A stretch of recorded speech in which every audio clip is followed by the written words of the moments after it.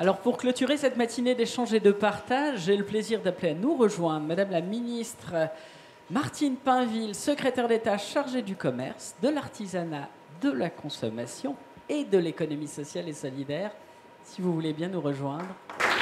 Merci beaucoup. Bonjour à toutes et à tous. Je me réjouis, je dois dire, de voir que vous avez été aussi nombreux à venir écouter, à échanger, à participer à ce colloque sur l'emploi dans l'ESS qui aboutira dans quelques instants à la signature d'une convention de partenariat entre l'UDES, l'Union des employeurs de l'économie sociale et solidaire, et Pôle emploi.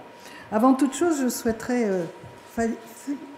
féliciter Monsieur le Président de l'UDES, Hugues Widor, et ses équipes pour l'organisation de ces rencontres qui ont une nouvelle fois confirmé la volonté des acteurs de l'ESS d'aboutir au plus vite à son changement d'échelle, à cette dynamique si forte dans le milieu de l'ESS. Je tiens également à remercier l'ensemble des intervenants qui sont venus témoigner ce matin de leurs expériences sur le terrain, mais aussi Odile Kirchner, déléguée interministérielle à l'économie sociale et solidaire, et son équipe.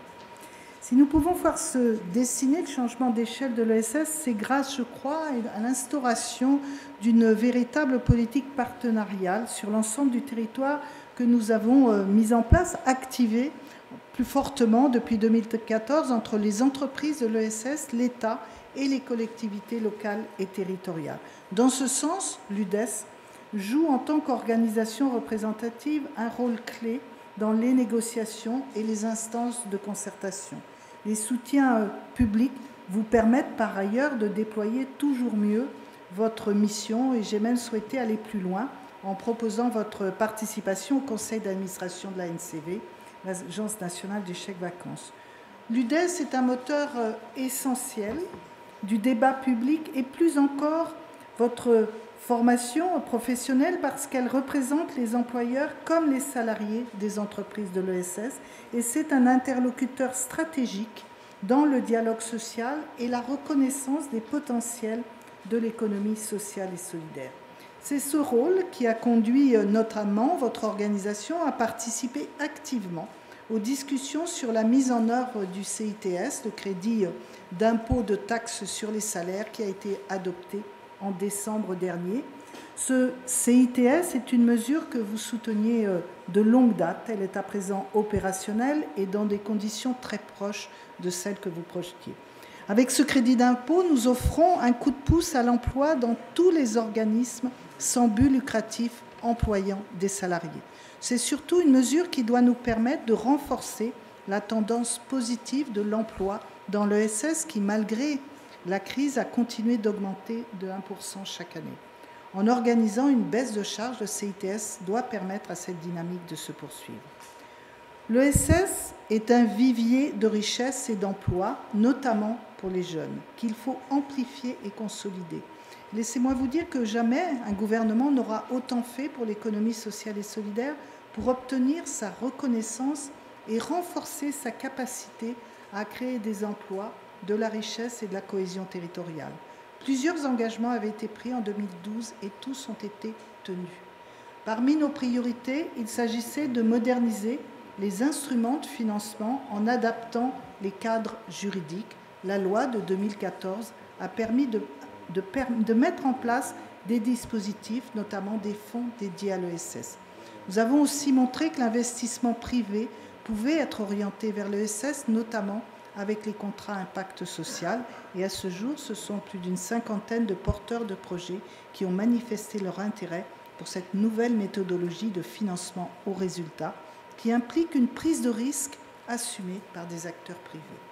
Pour accompagner le développement des entreprises de l'ESS, de leur création, leur changement d'échelle, nous avons également diversifié les outils de financement.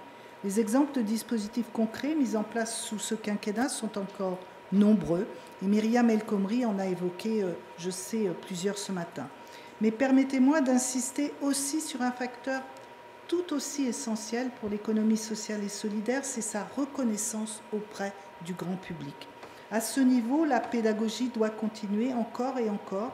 L'économie sociale et solidaire est encore trop souvent associée à une économie de réparation, aurait l'offre, un cadre et un réseau idéal pour expérimenter des idées. D'autant plus, et je vais évoquer là le dernier baromètre, sur la qualité de vie au travail dans ce secteur qui souligne le fort niveau de satisfaction des salariés à l'égard des conditions de travail et leur fierté d'appartenir à une entreprise de l'ESS, mais nous alerte aussi sur la nécessité de rester extrêmement vigilant, et cela, Odile l'a évoqué, dans ce domaine.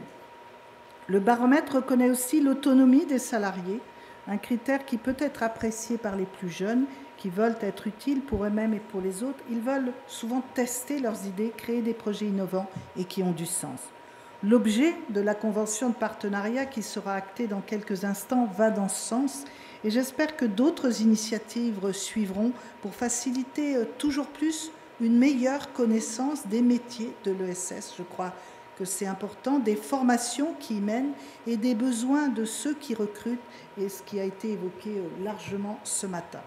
Je vous adresse donc à l'UDES, comme à Pôle emploi, toutes mes félicitations pour la signature de cette convention et vous souhaite un plein succès dans la mise en œuvre de ces synergies nouvelles en faveur de l'emploi. Merci.